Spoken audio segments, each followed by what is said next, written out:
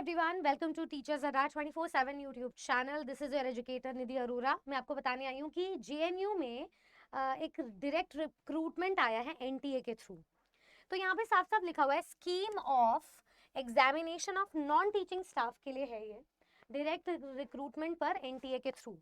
अब देखो ये जो है आपको स्कीम ऑफ एग्जामिनेशन मिलेगा अपना रिटन टेस्ट का पेपर 1 और पेपर 2, जिसमें आपका स्किल टेस्ट होगा और इंटरव्यू पर्सनालिटी टेस्ट है। और साथ ही साथ में उसका जो सिलेबस है ना नॉन टीचिंग पोस्ट्स के लिए जो डायरेक्ट रिक्रूटमेंट है एनटीए के थ्रू वो दिया गया है। तो पेपर 1 आपका एमसीक्यू टाइप का है सारे नॉन टीचिंग एग्जामिनेशंस के लिए। आपके टेस्ट के कंपोनेंट्स होंगे भाई ये देखो जनरल अवेयरनेस है आपका 30 नंबर का 60 मार्क 30 क्वेश्चंस होंगे 60 मार्क्स के। रीजनिंग एबिलिटी 35 क्वेश्चन 70 मार्क्स यानी कि 2 marks each question. Mathematical ability 35 marks 35 questions 70 marks, vice versa लगा लेना उसको। टेस्ट ऑफ लैंग्वेज इंग्लिश और हिंदी जो आपका मोड है 30 क्वेश्चंस फॉर 60 मार्क्स।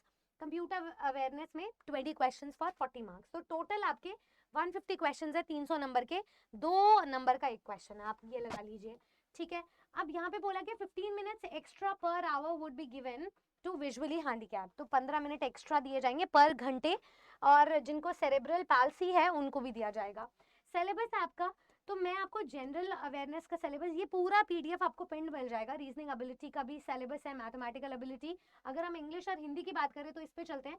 आपकी अंडरस्टैंडिंग इंग्लिश या हिंदी को लेकर लैंग्वेज को होनी चाहिए, वोकैबुलरी में शब्दकोश, आपकी ग्रामर और उसका यूसेज, मतलब बेसिक ग्रामर जितनी भी होती है, voice, speech, tenses, parts of speech, सबको लगा करके सिनोनिम्स एंटोनिम्स वोकैबुलरी में ही आ जाएगा आपका। और उसके करेक्ट यूसेज टेस्ट होंगे, यानी कि वोकैबुलरी का बहुत ही अच्छा खासा वेटेज है।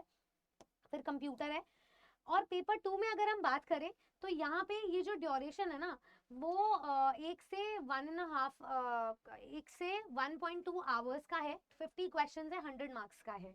तो यहाँ पे देखो डेप्यूटी रजिस्ट्रार है, assistant registrar, section officer, section senior assistant, तो इसका पूरा सिलेबस दिया गया है, आप देख सकते हैं। उसके बाद अगर हम बात करें सीनियर सिस्टम एनालिस्ट, तो उनका सिलेबस है 50 क्वेश्चंस है, इनके 10 क्वेश्चंस है। सिस्टम एनालिस्ट के भी 50 क्वेश्चंस है।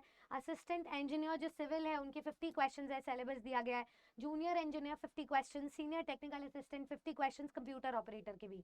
अगर हम स्किल टेस्ट की बात करें तो ये क्वालिफाइंग है, आपकी पोस्ट दी गई है, सिलेबस दिया गया है और आपको ड्यूरेशन भी यहाँ पे दिया गया है। फॉर एग्जाम्पल अगर हम प्राइवेट सेक्रेटरी की बात करें तो यहाँ पे जो आपका स्टेनोग्राफी स्किल टेस्ट है वो क्वालिफाइंग है। आपका जो डिक्टेशन का ड्यूरेशन होगा वो 10 मिनट का होगा, तो आपको वर्ड पर मिनट इंग्लिश या हिंदी में लिखना है क्योंकि स्टेनोग्राफर है। ट्रांसक्रिप्शन टाइम 50 मिनट्स का इंग्लिश में और 60 मिनट्स का हिंदी में है। और 5% से ज़्यादा मिस्टेक परमिसेबल नहीं होगी, एक्सेप्टेबल नहीं होगी, परमिट नहीं की जाएगी। ऐसे ही पर्सनल असिस्टेंट है, ऐसे ही स्टेनोग्राफर है, ऐसे ही असिस्टेंट है और ऐसे ही जूनियर असिस्टेंट है। तो आपको ऐसे कंपोनेंट्स और ड्यूरेशन मिल जाएगा।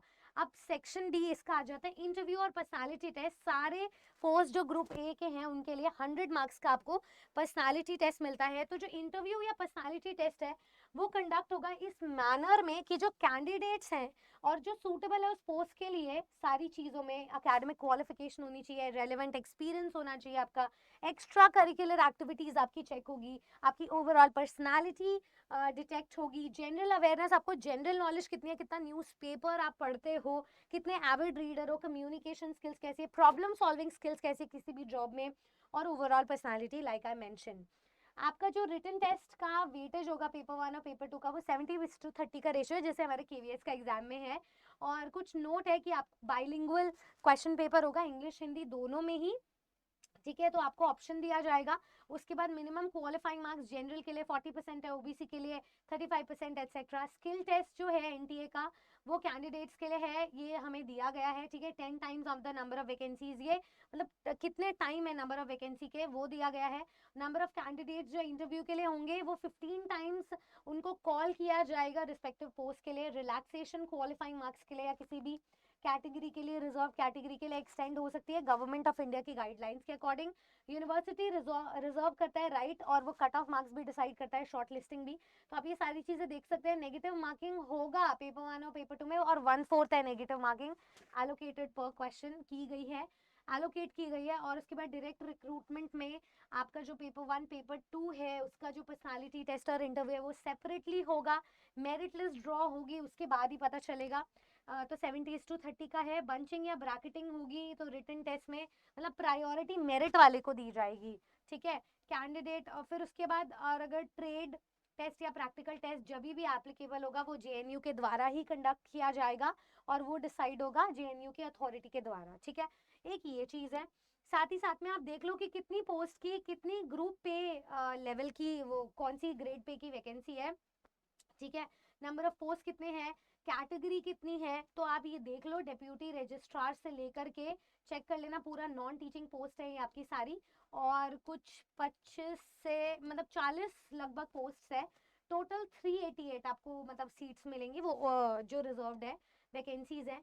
और उसके बाद यहाँ पे इनकी फुल मतलब एब्रीवेशन को एक्सटेंड भी किया गया है। तो यही मुझे आपको बताना था। आई होप ये जो जेएनयू की वैकेंसी है, ये जो रिक्रूटमेंट है डायरेक्ट, आप इसका ऑप्टिमल यूटिलाइजेशन करोगे और अपनी प्रेपरेशन को जारी रखो टीचर्स अड्डा के साथ। जो आपका पेपर है वो टीचिंग और नॉन टीचिंग और सिलेबस आपका ऑलमोस्ट सेम है, ठीक है। All the very best. Like share subscribe करेंगे और शेयर करेंगे ज़्यादा से ज़्यादा लोगों के साथ।